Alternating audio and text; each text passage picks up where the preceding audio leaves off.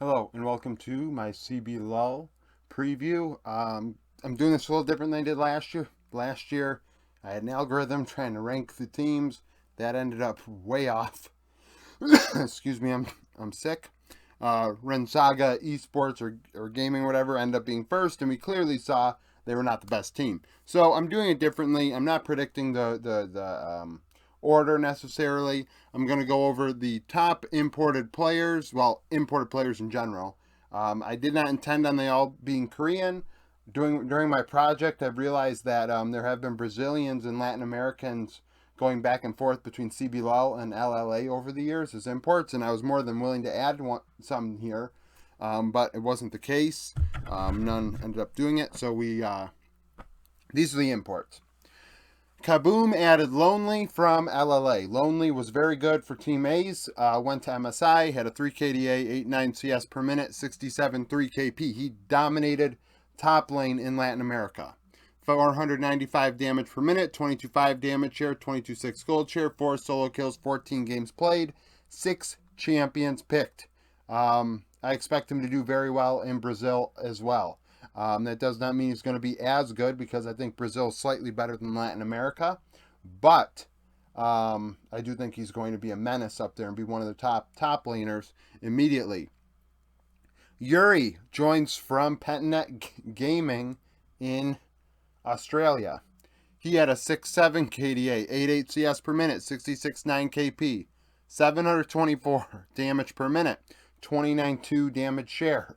He was a carry. 29 damage share, 700 damage per minute. That is a carry-like performance out of a mid laner.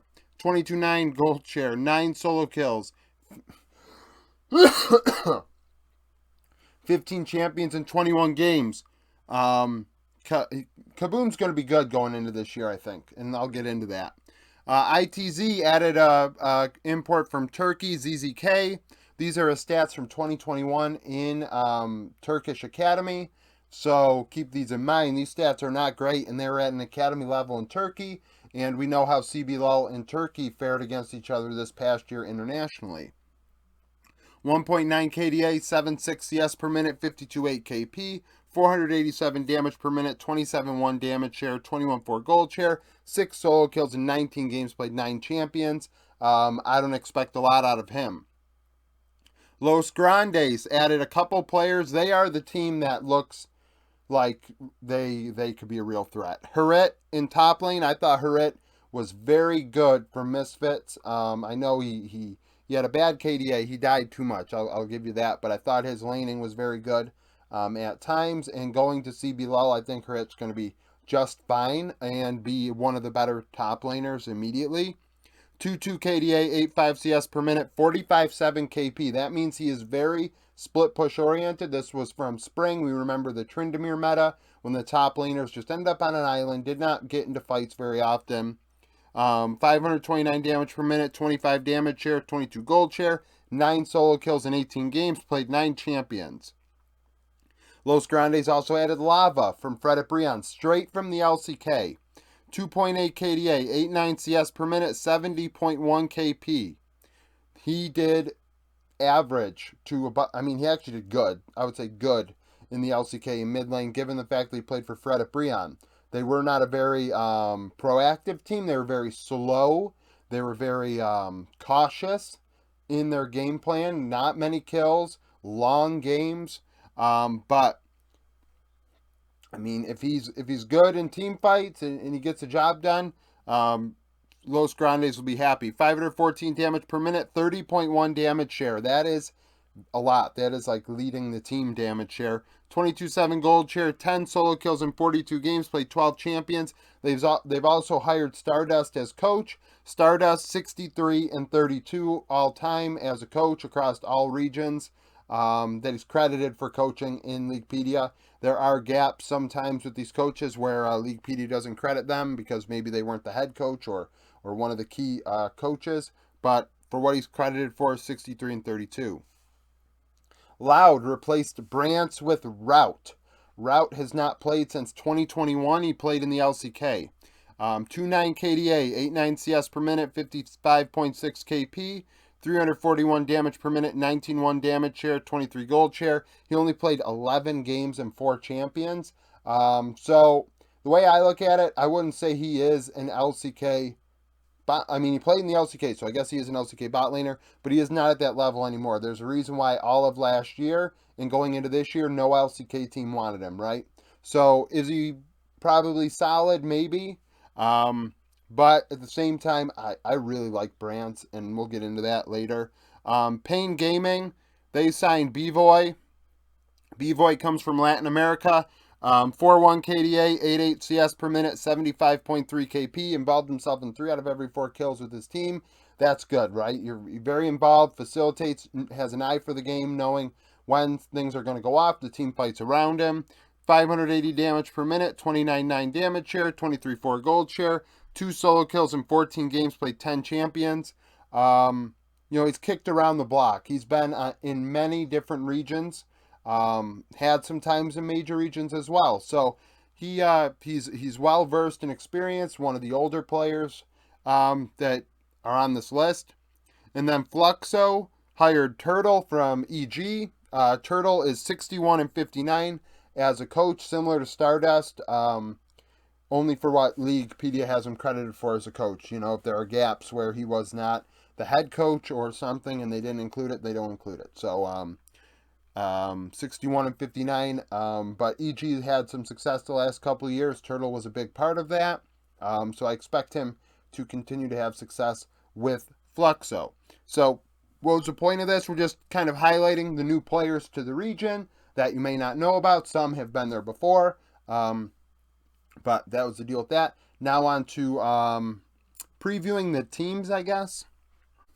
Okay, so you're going to look at this board here, and you're going to say to yourself, if you're a fan of ITZ, which ITZ has a fan base that's sizable, Liberty and Vivo Key, which is a new team, why are your teams not listed here? Well, when looking at the rosters, I'm not overly impressed with any of it. Obviously, I think Key has Mika and Grevthar. They have players that have had international experience, have had opportunities, but at the same time, I don't think they're like these teams. And these teams have players that I'm like, you know what? People have said nice things about these players in the comments. Even if they're fans, that's the thing with minor regions. I don't watch minor regions. I'm completely, I don't have the time. I'll watch the playoffs for the teams that are international events, but that's just scratching the surface. So if you are a fan of if you're a fan of the CBLOL, if you're a fan of these teams, comment down below with what you think of your team going into this year. What do you think? The players I didn't mention, what do you think about them? And how you think things are going to go. So Fluxo has Tay, Brant, JoJo, and Turtle. I think Brant. So this is going to upset CBLOL fans, but I'm going to be 100% honest. I think Brant, if he had an opportunity to go to the LCS, he should have taken it. Even if it was LCS Academy, a young player with the charisma he has, for his own, monetarily, money-wise, I'm surprised the LCS didn't offer him more money, but he could be the next BRTT in the region. In terms of skill and in terms of notoriety and being the face of CBLOL. He has serious charisma. What he showed at Worlds, even the intensity and the confidence, that was eye-catching. People are not going to forget Brant, which you think about it a lot, and this is not a shot. A lot of players from smaller regions go to international events, and if you're a major region fan, you don't remember a lot of players, right? But I think everybody is going to remember Brant, and year after year they're going to remember Brant, because Brant, I don't think Brant is done going to international events. Faria, FNB, Envy, Redbird. Redbird's been around for a long time. FNB, he had success last year. I remember in my power rankings, I would see his name a few times, so he's a good player. Envy as well. Kaboom, adding Lonely, Yuri. They have Duds the Boy. I know Duds the Boy has some people have mixed opinions on him, but sometimes he's actually pretty good. Lonely and Yuri, their stats look really, really good. I think going into this, they have an opportunity to really be this team has an opportunity to be very good in the solo lanes and be there until the bitter end. Los Grandes with Huret, Ranger, Lava, Stardust. I mean, Ranger's been around the block. I mean, I know who Ranger is, right? And that's saying something. Same thing with Tay. Like, these players have been around for a long time, and they've been to international events.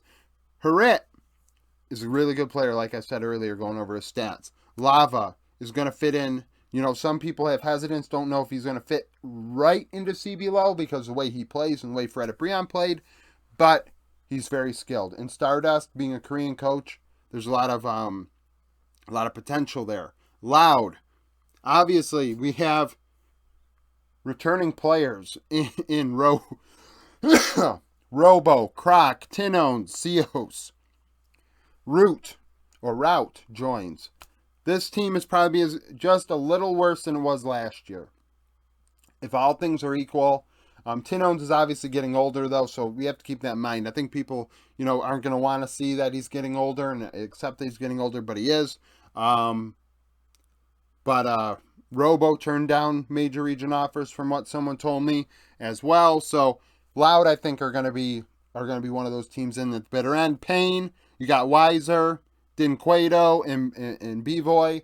I don't know if that team was going to be quite as good as Fluxo, Kaboom, Los Grandes, and Loud, but I think that they're going to be up there. And Red Cannons with Agi and Cheeton. I mean, Red Cannons showed a lot of moxie at MSI.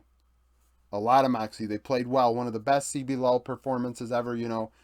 I'm not going to try and kiss your ass or anything, because obviously, if you watched my video last week, Red Cannon's video was my most successful video on the channel. Their fan base is rabid. I respect the hell out of their fan base, more so than probably any other fan base in League, because they, really showed what they are about, and I appreciated that. The team has made a lot of moves. It's not quite the same as it was. I mean, Avenger is now in there. I think Bowl is in top lane. So, I mean, they kind of surprised, that whole thing about, I don't keep your stats, I believe in magic stuff. I think that's going to have to continue for Red Cannons. These two players are competitive with the rest, but I don't feel great about the others. But like I said, I don't watch a lot of them. So if you are still subscribed and watch my content as a Brazilian fan, comment down below with, what you think about Red going into the year. Right now, the way I see it, I think that it is between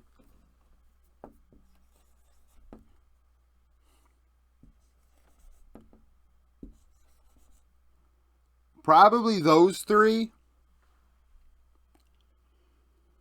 and then Loud. I feel like it's those four. But at the same time, I mean, I'm a guy that doesn't watch CBLOL. You're somebody that watches CBLOL, so you know more about the region than I do. I'm just looking at numbers and then players that I recognize. There are a lot of players I don't, and I don't have the time to watch all their games to get an idea of what they're about. So, if you are a fan, like I said, comment down below with your opinions. Like the video if you like it. Subscribe to the channel for daily League of Legends content. Follow me on Twitter. Join the Discord. Become a YouTube member. $3 a month supports the channel. $10 a month gives you LOL predictions, but that's 4 major regions oriented, so it's probably not going to be something that you want to subscribe to. But nevertheless, if you're feeling generous, and then I also do live view where I watch the 4 major regions and do the games or whatever, not co-stream but live view. So if that interests you, that's there. Thank you for watching, and I hope you come back for more content.